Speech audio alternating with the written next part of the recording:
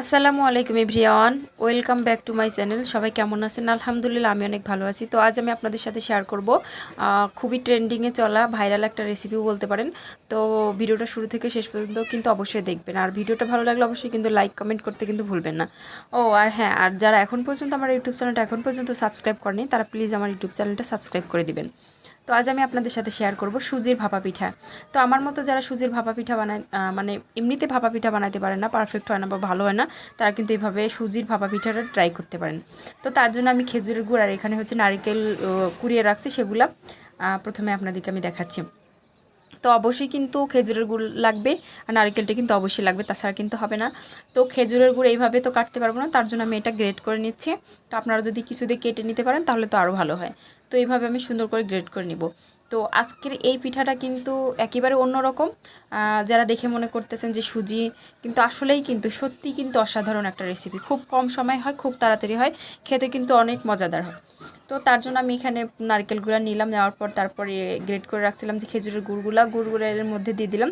দিয়ে দেওয়ার পর এখন সুন্দর করে এটাকে জাল করে নেব। মানে নাড়ু যেভাবে একটা পাক আমরা দিয়ে দিই, সেরকম করে এটাকে জ্বালিয়ে নেব আর কি। তো এটা সুন্দর করে কড়া করে জ্বালিয়ে নিতে হবে, তাছাড়া কিন্তু এটা দলা পাকাবে না বা সুন্দর মতো থাকবে না। সুজির ভিতরে দিলে একেবারে ঘেটে যাবে। তো সেই জন্য এটা সুন্দর করে জাল করে একটু শক্ত শক্ত করে নিতে হবে। আর এইভাবে করে খেতে কিন্তু খুবই ভালো লাগে, এমনিতেও খেতে ভালো লাগে, আর পিঠার সাথে তো কোনো কথাই নেই। তো যাই হোক, আমি সুন্দর করে এটাকে জাল দিয়ে নেড়েচেড়ে আস্তে আস্তে জাল দিয়ে এটাকে মিশিয়ে নিচ্ছি নারকেলগুলোর সাথে। তো সুন্দর মতো নাড়াচাড়া দিয়ে অল্প অল্প আছে আমি সুন্দর করে এটাকে রেডি করে নিচ্ছি। খুব বেশি জাল করে দিলে কিন্তু এটা পুড়ে যাবে। তো দেখেন এটা কিন্তু হয়ে গেছে, প্যান থেকেও সহজে উঠে যাচ্ছে। তো তখন সে পর্যায়ে আমি এটাকে নামিয়ে নিলাম। নামিয়ে নেওয়ার পর একটা প্লেটে ঠান্ডা হতে দেওয়ার পর, আর খুব বেশি যেন ঠান্ডা না হয়, গরম গরম অবস্থাতে এটা আমি একটা গ্লাসের মধ্যে বানাবো তো আজকে, আর হচ্ছে বাটির মধ্যে একটা বানাবো। তো সেই শেপ আমি দিয়ে নিলাম। নেওয়ার পরে দেখেন এখানে নিয়েছি হচ্ছে আমি সুজি। তো সুজি হচ্ছে মেইন জিনিসটা আজকে। তো সুজিতে আমি অল্প পরিমাণ লবণ দিলাম। দেওয়ার পর হচ্ছে এখন আমি এখানে জাল করে রাখা গরুর দুধ দিব। তো গরুর দুধ দিয়েই কিন্তু এটা বানাতে হবে। দুধ দিয়ে বানালে এটা টেস্টটা অসম্ভব মজাদার হয় আর খেতে খুবই ভালো লাগে। পানি দিয়ে করলেও হয়, কিন্তু পানির চেয়ে দুধ দিয়ে বানালে কিন্তু এটা বেস্ট হয়। তো যাই হোক, তারপর আমি এখন এর মধ্যে দিয়ে দিছি কিন্তু হচ্ছে সোডা। অল্প একটু পরিমাণে আমি এর মধ্যে সোডা দিয়ে দিছি, খাবার সোডা। খাবার সোডাটা এই যে দেখেন একেবারে হাফ চামচ পরিমাণ খাবার সোডা দিছি। দেওয়ার পর এটা সুন্দর করে মিক্স করে নিচ্ছি। যেহেতু এটা সুজি কিন্তু মানে একটু করে রাখলে কিন্তু এটা জমে যায় বা শুকিয়ে যায়। তো সেই জন্য একটু বুঝে শুনে এটার মধ্যে দুধটা দিবেন। তো বেশি বেশি করে দিলেও কোনো সমস্যা নেই, সুজি তো এটা টেনে নেবে, সমস্যা নেই। তো তারপর আমার ব্যাটারটা রেডি হয়ে গেছে। তারপর আমি এখন হচ্ছে এই যে ঘি দেখতে পারতেছেন, ঘিটা আমি বাটিতে ব্রাশ করে নিব, যাতে খুব সহজে পিঠাটা হয়ে গেলে এটা চট করে উঠে যায়। তো সেই জন্য আমি ঘি ব্রাশ করে নিচ্ছি। তো কেউ চাইলে এখানে তেল ব্রাশ করে নিতে পারেন, কোনো সমস্যা নেই। তো সুন্দর মতো ঘিটা আমি গ্লাসে আর বাটিতে করে নেব।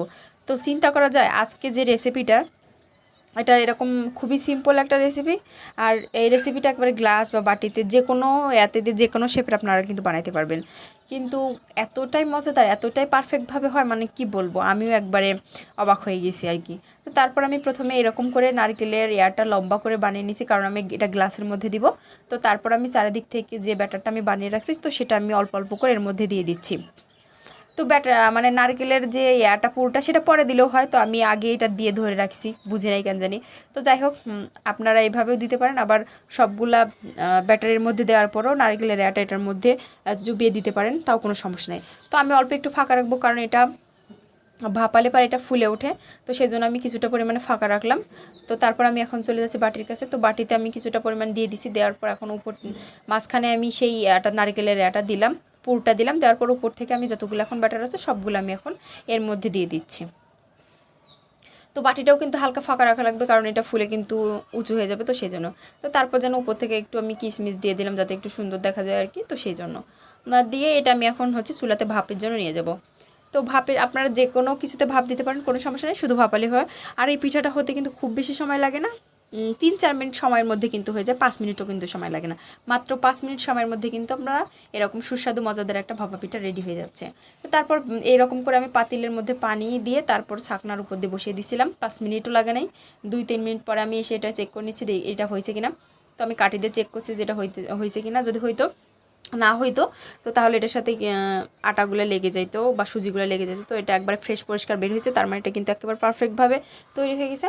তো দেখেন কতটা সুন্দর হয়েছে, দেখতেও কতটা সুন্দর লাগতেছে। তো তারপর আমি ওটা তুলে নিয়ে গ্লাসটাও বসাই দিলাম। তো তারপর এটাও হয়ে গেছে, এটাকেও আমি নামিয়ে নিচ্ছি এখন। তো দুইটাই হয়ে গেছে। তো ঠান্ডা হয়ে গেলে এটাকে আমি নামিয়ে নিব। তো ঠান্ডা হয়ে গেছে, এটা চারদিকে একটু ছুরি দিয়ে একটু কেটে সুন্দর করে নিচ্ছি, যদি একটু আটকে টাটকে যে থাকে তাহলে এইভাবে কেটে নিলে আর কি পুরোটা সুন্দরভাবে বের হবে। তো আমি এটা একটু তারপরে একটু চেপে চেপে একটু ঝাঁকিয়ে ঝাঁকিয়ে সুন্দর করে এটা যেন বের হয় সেই দিকটা খেয়াল রেখে এটা বের করতেছি। তো একটু গরম ছিল। তো দেখেন সুন্দর মতো আমার হয়ে গেছে ভাপা পিঠা। দেখতে কিন্তু একেবারে কেকের মতো লাগতেছে। দেখেন কত সুন্দর, মাশাআল্লাহ একটা কিউট ছোট কেকের মতো লাগতেছে। এটা কিন্তু অসম্ভব মজাদার খেতে হয়েছে, মানে কি বলবো। আর এতটাই ভালো লাগছে আমার কাছে, মানে আমার কাছে এটা শীতের সবচেয়ে সেরা পিঠা মনে হয়েছে। তো যাই হোক, আপনারা যারা আমার মতো এরকম ভাপা পিঠা বানাতে পারেন না, তারা চাইলে কিন্তু এভাবে সুজির গোলা দিয়ে খুব সহজেই কিন্তু তাড়াতাড়ি ভাপা পিঠা বানিয়ে নিতে পারেন। তো ভিডিওটা ভালো লাগলে অবশ্যই লাইক করবেন, কমেন্ট করে জানাবেন। আজকের মতো এখানেই।